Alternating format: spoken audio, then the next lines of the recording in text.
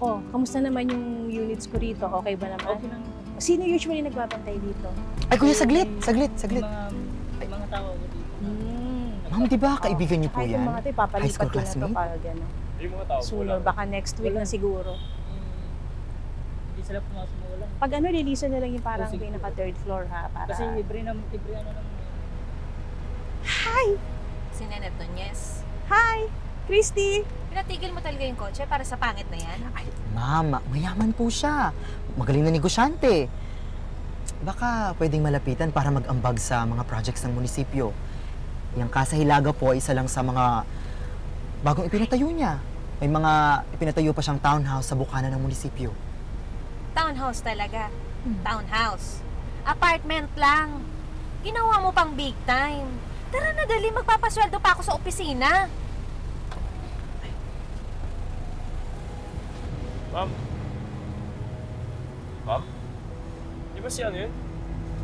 Si Miss Christy, treasurer sa munisipyo? Oo. Kaklase ko siya nung araw eh. Best friend. Oh, best friend. Oh, ba't di man lang kayong initian? Pwede nang paupahan yung mga unit dito, ha? At saka nga pala, itong mga natirang materials, pwede nang ilipat sa isang construction site, okay? Parang nagmamadali kayo, ma'am, ah. Huwag niyo sabihin, may papatayo kayong bago. Galing.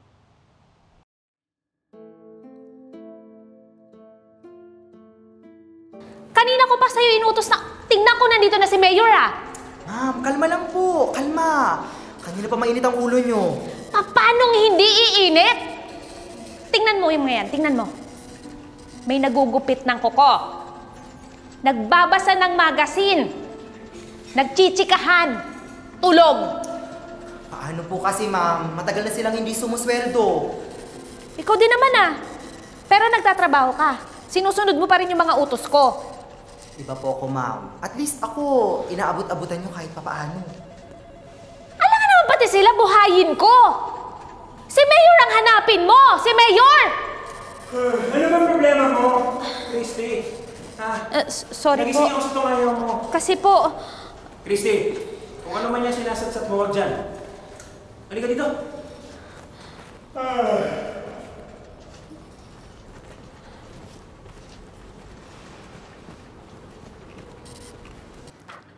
May problema ba talaga kayo o gusto nyo lang mag-comedy?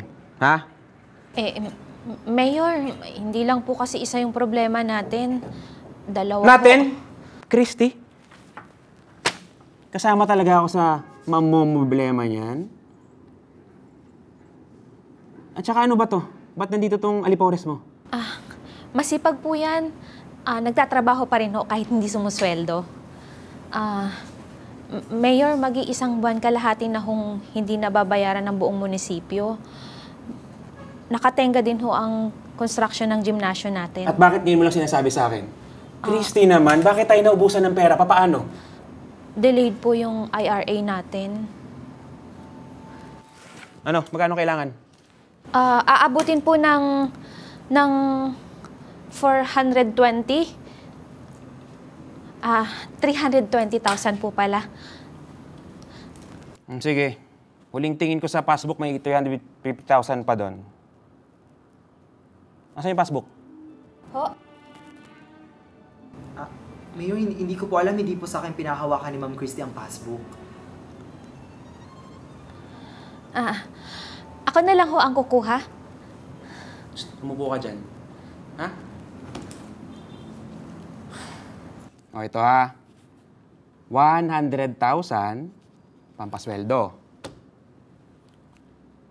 130 sa gymnasium.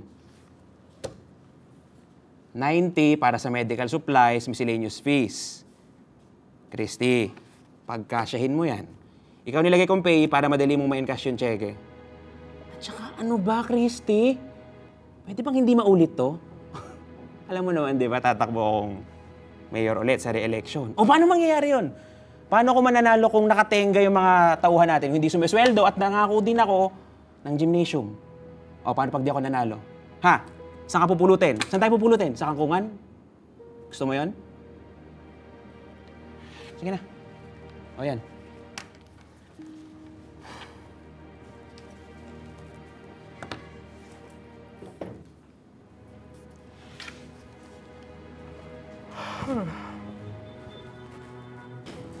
Ma'am Christy, saan niyo po ba tinatago ang passbook para kapag pinakuha ulit ni Mayor, Saan ako makakautang ng 320,000 pesos? ay, ma'am, kay pangit po. Ay, ibig ko pong sabihin, sa kaibigan niyo dati, yung tinawag niyong pangit kanina, yung mayaman na kaliwat ka na nagpapatayo ng building, tapos townhouse na sabi niyo, apartment lang talaga. Hindi siya pangit. Hindi noon at hindi rin ngayon.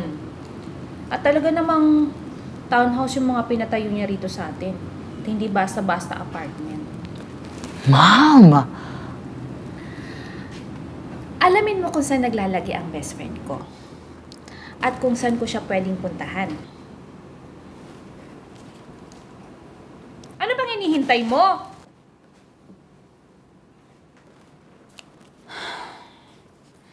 I-deposito ko to sa account ko. Tapos, gagawa ako ng cheque para kay pangit. 100,000. 100,000. 120,000. 320,000 pesos.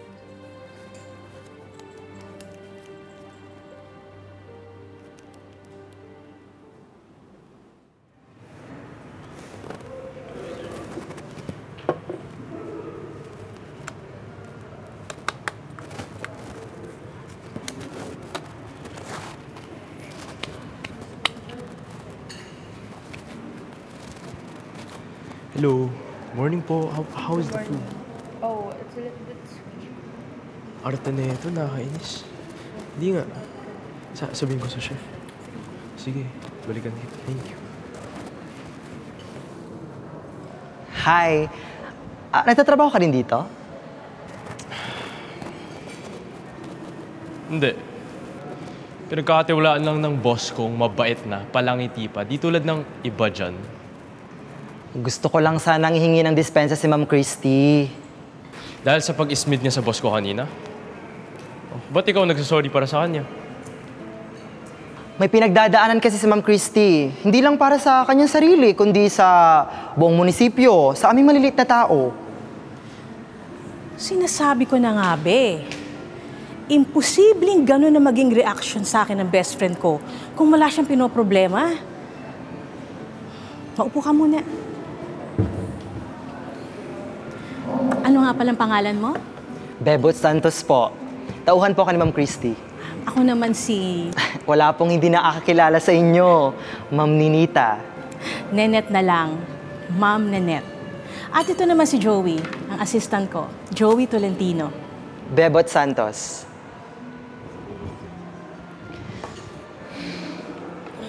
Paano ko matutulungan si Ma'am Christy?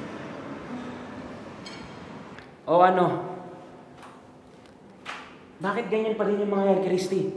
Ha? Akala ko ba napasweldo na yung mga yan? Bali, hindi na ho kasi kami umabot sa bangko. Ngayon pa lang po namin may in-cash yung mga pinirmahan yung cheque. O ikaw, saan ang party? Sa bangko lang ho ang punta namin. Pero maghanda na rin ho kayo, Mayor, dahil pagbalik namin at nakapagpasweldo po kami, sigurado hong magkaka-party dito.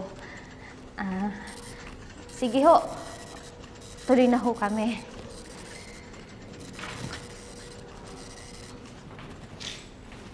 Hoy! Tayo Sige, pagbibigyan ko muna yung ganyang pagtatrabaho Pero pag kayo napasweldo na, ganyan pa rin kayo.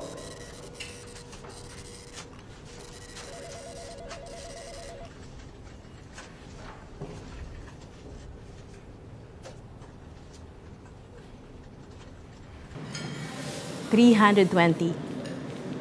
Best friend. Gosh, talaga, best friend. Ikaw. Yun po ang sinabi ko sa kanila. Dahil yun po ang halagang narinig ko sa inyo kahapon. Mabait talagang boss ko, matulungin. At nagpapautang yan kahit walang collateral. Aba, ewan ko sa ibang tinutulungan mo, best friend. Basta ako meron ito. Naglabas na nga pala ng pondo niya si Mayor Alex. Pero pwede mo nang i-deposito yan sa account mo, best friend. Bigyan mo lang kami ng 2 months para siguradong by that time, natanggap na namin ang IRA ng munisipyo. O sige, Joey, after 2 months mo lang i-deposit, ha?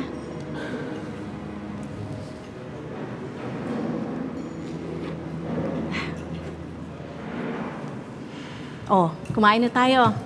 Naku, masarap ang pagkain namin dito. Siguradong magugustuhan mo, best friend. Sa'yo din to? Nanitas Cafe and Resto po ito. Kaya opo, sa boss ko nga pala ito. Marami kasi siyang mga negosyo, iba't iba. Pero mas marami rin umaabuso sa ano. Bongga mo na talaga, best friend. Sige na. Ang social ng mga pagkain. Oo, masarap talaga yan. Magugustuhan mo yan for sure, best friend. Ang laki din itong restaurant mo, ha? Di naman. Sige na, kumain na kayo. Baka may iba ka pang branch dyan. Minsan mag-banding tayo. Oo naman. Why not? O sige na, kumain na, Joey. Lipat.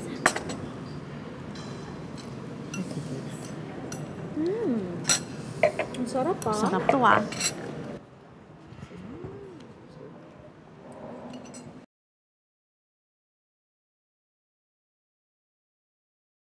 Oh, chill.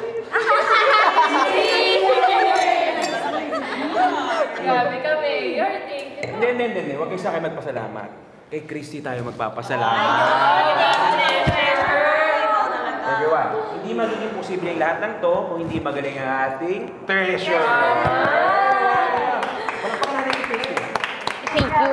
Thank you, Mayor. Dahil sa performance mo, Christy, pag nare-elect si Mayor, ikaw pa din ang treasurer. Ikaw? Kayo pa din ang staff ng munisipyo. Dahil ang slogan natin sa Casa Hilaga, pamilya tayo kahit walang rhyme, maganda yun.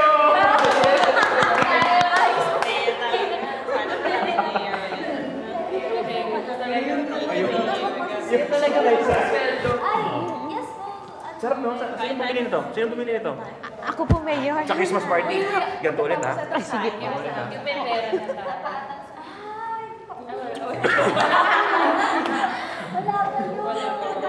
Ano yun?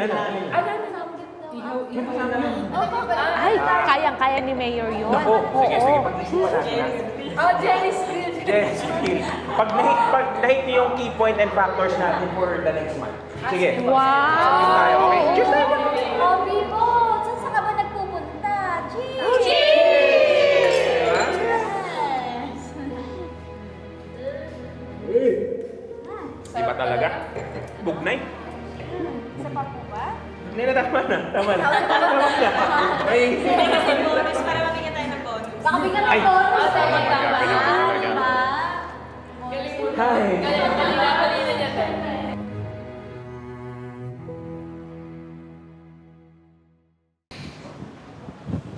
Joey, Ano? Busy ako. busy ka? Oo, busy ako. Papaalala ko lang sa'yo. 2 months ago, bumalik ako rito pagkatapos bigyan ni Ma'am Ninette si Ma'am Christy ng cash. Winarningan ko na kayo.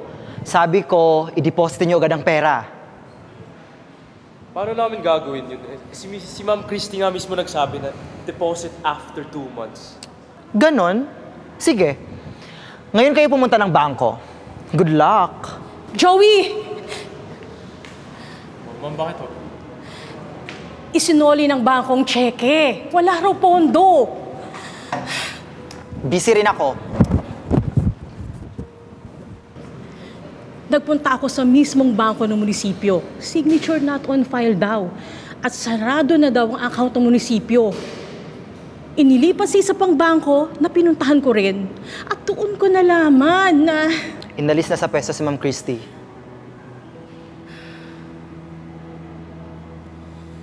Kailan mo pa nalaman na mandurugas ang boss mo? Nung una, hindi. Idol ko siya eh. Nadidelay man ang sahod namin, naaabutan pa rin niya ako.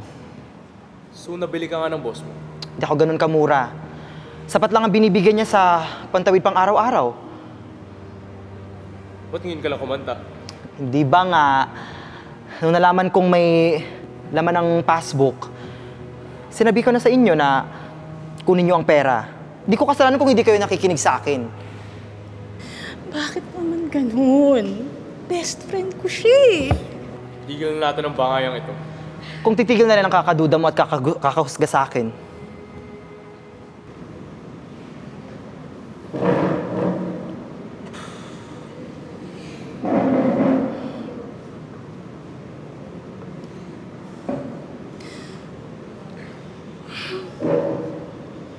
Paano niya nagawa sa akin to? Sa tingin mo kasama si Mayor dito, sa Kupitan? minsan kasi hinahanap din ni Mayor ang passbook kay Ma'am Christy. Minsan. Pero hindi palagi. Bakit ko naman gagawin yun? Mayor ako dito, hindi ako yaya. 2 terms na. Wala akong nakitang mali sa trabaho ni Christy. Ba't ko naman sisilipin yung lintik na passbook na yun? At hindi niyo man lang siya pinagdudahan kahit kailan? Ididemanda ho siya ni Ma'am Ninette. Sino bang kakampi mo dito? Ha? Importante pa ba yan? Oo, dahil dito siya nagtatrabaho. Alam mo ikaw, you're fired! Hindi niyo na po ako masisasante, Mayor Alex. 1 linggo pa po ako nag-resign. Sasamahan niya kami pumunta sa Sandigan Bayan laban kay Ma'am Christy. Baka madawit pa po kayo. Sige, tuloy na kami.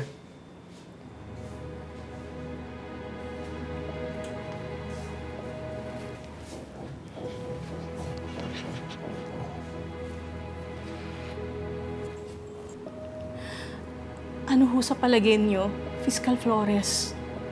May laban ho ba ang kaso ko? Malaki. Malaking malaki. Bilang Municipal Treasurer ng Hilaga, maliwanag ang violation ni Cristina Bermudez sa Section 3 ng Republic Act 3019, ang Anti-Graft and Corrupt Practices Law. Undue injury rin ang ginawa niya sa'yo. Isipin mo, hindi ka man lang niya sinabihan na sarado na palang account ng munisipyo sa isang bangko? At nakadalawang bangko ka pa nga, kahahabol ng 320,000 pesos mo. Evident bad faith na may estapa pa. Alam mo, yan ay sangkap ng deceit at misrepresentation. Eh paano ho si Mayor Alex?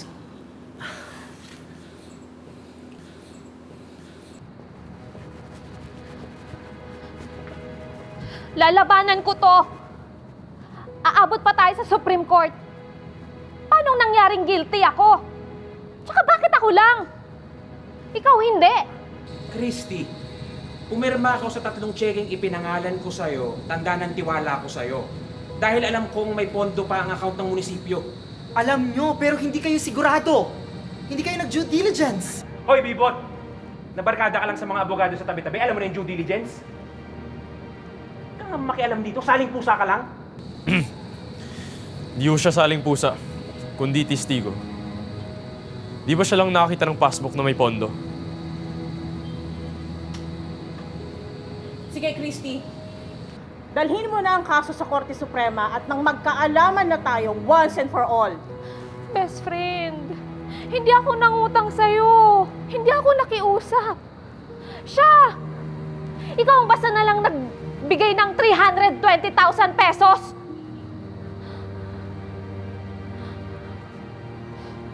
Pwede ba? Itigil mo lang nga yung kaka-best friend mo na yan. Malinaw na sa akin na kahit kailan, hindi tayo naging magkaibigan.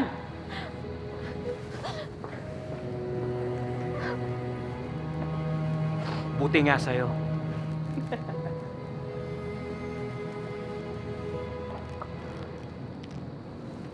Mabuhay si Ma'am Nenet! Mabuhay! Mabuhay! Mabuhay Congrats tayong po. lahat!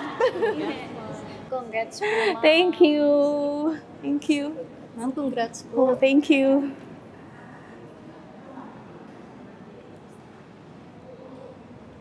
Sana matuto na rin yung best friend ko. Tara na po. Tara na tayo. Sige.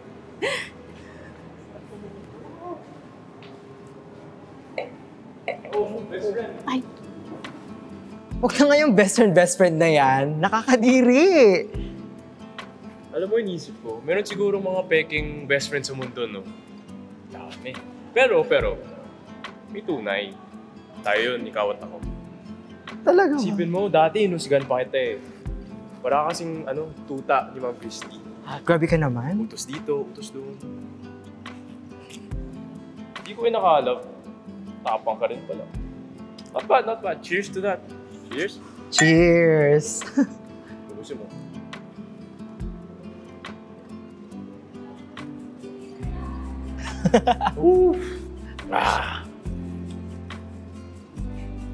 Bakit? Lasing na ba ako? Pero maganda ka talaga. Ikaw rin? Parang kang baliw. Teka lang, refill lang ako.